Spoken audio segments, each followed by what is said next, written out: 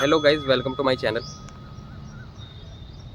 आप सभी जानते हैं सबसे पहले हमारी लाइफ में क्या होता है कि हम साइकिल चलाना सीखते हैं, और अगर दूसरे को देख लेते हैं साइकिल चलाते हुए तो हमारा भी मन करता है कि हम साइकिल चलाना सीख लेते हैं। लेकिन कभी कभार क्या होता है कि हमारे पास साइकिल नहीं होती, या हमारे पास कोई दोस्त नहीं होता, या कोई सिखाने वाला नहीं होता है। तो यहाँ पे मैं अभी पार्क से जा रहा था तो मैंने देखा एक फादर को और साथ में उनके बेटे को कि वो साइकिल सिखा रहे। तो अब इनसे थोड़ी सी बात करते हैं ताकि हमें ऐसा लगे कि हमारे साथ ही ऐसा हुआ है कि नई जनरेशन के साथ भी ऐसा हो रहा है कि साइकिल सीखने में कोई दिक्कत आती है या कोई सपोर्ट करता है नहीं करता।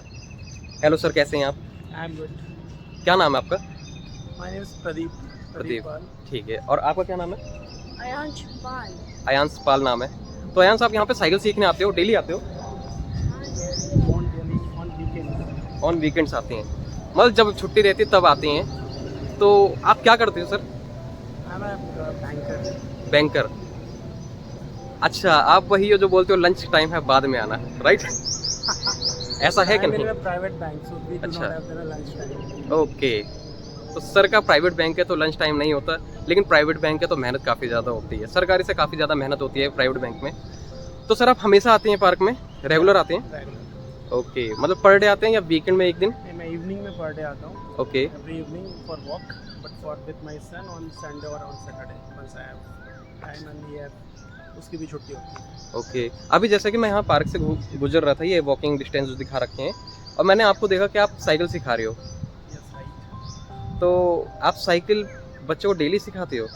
आई जस्ट टोल्ड ना सैटरडे संडे को, जब सैटरडे संडे। तब मैं उसको साइकिल कराता हूँ। अच्छा, जैसे प्राइवेट आपकी जॉब है तो क्या सैटरडे संडे भी छुट्टी होती है बैंक का? अच्छा, 4 संडे लगातार छुट्टी होती है, उसके बाद सेकंड सैटरडे और लास्ट सैटरडे छुट्टी होती है, राइट? ओके। अच्छा, आपसे मैं एक बात और पूछना चाहूँगा। इधर आ जाता हूँ, भाई ठक रहे हैं थोड़े से, वीडियोस में नहीं आ रहे हैं।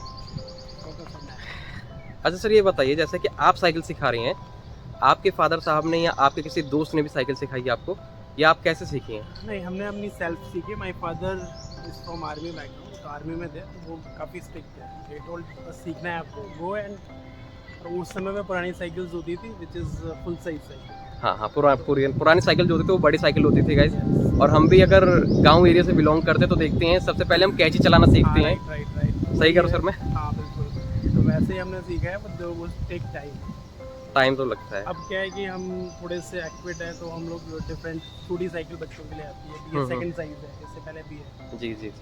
तो अकॉर्डिंग टू दैट, और हम लोग वो करते हैं जो मतलब नेक्स्ट प्रीवियस जनरेशन ने हमें नहीं मिला, तो we are trying to fulfil that part, कि जो हमने मिस किया वो हम अपनी नेक्स्ट जनरेशन को दें, so that they can be come up with it. I hope sir कि आप एक बेस्ट पापा हैं इस समय, क्योंकि आप अपने वीकेंड पे भी, लोग सोचते हैं ना कि अगर वीकेंड तो मैं काम करता हूँ, पूरे दिन रेस्ट करता हूँ, लेकिन आप अपने लड़के के साथ साइकिल के लिए, मतलब साइकिल चलाने के लिए, और साथ साथ सर आप काफ़ी फिट भी है। अगर आप बुरा ना माने तो मैं एक बात पूछूं कि आपकी एज कितनी होगी सर? I am 42। अनबिलीवेबल। आपकी एज मुझे जहाँ लग रही है ज़्यादा 28 या 32 होगी बस। आपने काफ़ी मेंटेन कर रखा है सर अपने शरीर को, तो इसके पीछे का क्या राज है? बस मैंने कहा ना, जिससे बेसिक कि बैकग्राउंड जो होता है उस पर मैटर करता है। तो मैं थोड़ा सा वॉक, मैंने बताया वो इवनिंग में रेगुलर ट्राई करता हूँ कि कर लूँ। अच्छा सर, जैसे कि आपने बताया कि आपके फादर साहब आर्मी में थे, राइट? तो सबसे पहले उनके लिए सल्यूट है, और गाइज आपको भी सल्यूट करना चाहिए। अगर आर्मी में है या CISF में है या किसी भी इंडियन फोर्स में है, तो सबसे पहले हम उन लोगों को सल्यूट करते हैं, क्योंकि उनकी वजह से आप सब जान सकते हो शांति है। आइदर अगर वो लोग बॉर्डर पे ना हो या हमारी रक्षा के लिए ना खड़े हों, तो आपको पता चल सकता है कैसे होगा कैसे नहीं होगा। अभी यूक्रेन सेफ है। अच्छा सर, एक सवाल और, लास्ट सवाल रहेगा, होप मैं आपको बोर नहीं कर रहा हूँ। एक लास्ट सवाल और रहेगा, आपके फादर आपको ये सब सिखाते थे कि नहीं? और दूसरी चीज़ ये कि आपको अपने फादर की सबसे अच्छी चीज़ क्या लगी एज एन आर्मी, अगर वो आर्मी में हैं, और उनकी सबसे बेस्ट चीज़ क्या लगती है कि आप ये देखते हैं कि डेडिकेट होकर कि मैं काश अपने फादर का ये गुण या ये लक्षण मेरे पास रहने चाहिए फादर के? Discipline is the one most important thing, जो कभी भी डिफेंस में सिखाया भी जाता है और वो अपने किड्स में भी ट्रांसफॉर्म करते हैं। जी। वही एक चीज़ है जो मुझे लगता है कि शायद हम लोग मतलब नेक्स्ट जनरेशन उतना डिसिप्लिन नहीं कर पाते हैं। हम थोड़े से पैम्पर हो जाते हैं। बिल्कुल आप सही कह रहे हो। कंडीशंस, मैं भी अगर मैं अपनी बात करूँ तो I am also single child with my sisters. मेरे भी 2 ही बच्चे हैं। ओके। तो ऐसा भी नहीं, I have an a big family, तो वो नहीं था, बट स्टिल मेरे को इतनी पैम्परिंग या नहीं थी, तो हम लोग को हर चीज़ पे डिसिप्लिन पे जो मोस्ट इम्पोर्टेंट पार्ट रहा, अब हम लोग पैम्पर ज़्यादा हो गए।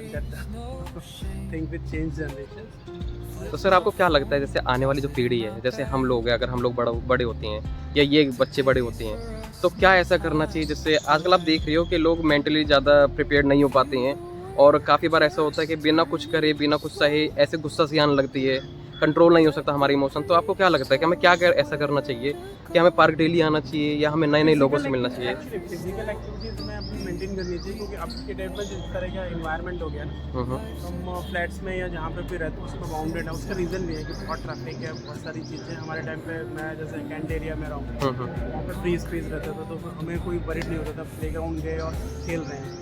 बट आज के टाइम पे थोड़ा सा वो टफ है।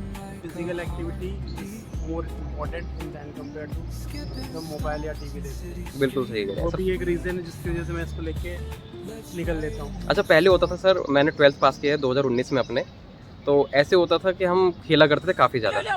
पहले जब स्कूल से आए, दोपहर है या शाम है, वो मैटर नहीं करता था हमारे लिए। गाइस हम पहले बहुत खेला करते थे, 3-4 घंटे लगातार खेला करते थे। लेकिन जैसे जैसे ये ईयर बीतता जा रहा है, समय बीतता जा रहा है, लोग फ़ोन में ज़्यादा इन्वॉल्व होने लगे हैं। एक PUBG गेम है, एक फ्री फायर गेम है, और मैं रियली बताऊँ आपको, लिटरली मैंने आज तक कोई गेम नहीं खेला है। मेरे फ़ोन में कोई गेम नहीं मिलेगा आपको, सिर्फ एक यूट्यूब मिलेगा, वो शॉर्ट्स डालने के लिए और साथ ही साथ लोगों से बात करने के लिए। ठीक है सर, थैंक यू, आपने हमें इतना समय दिया।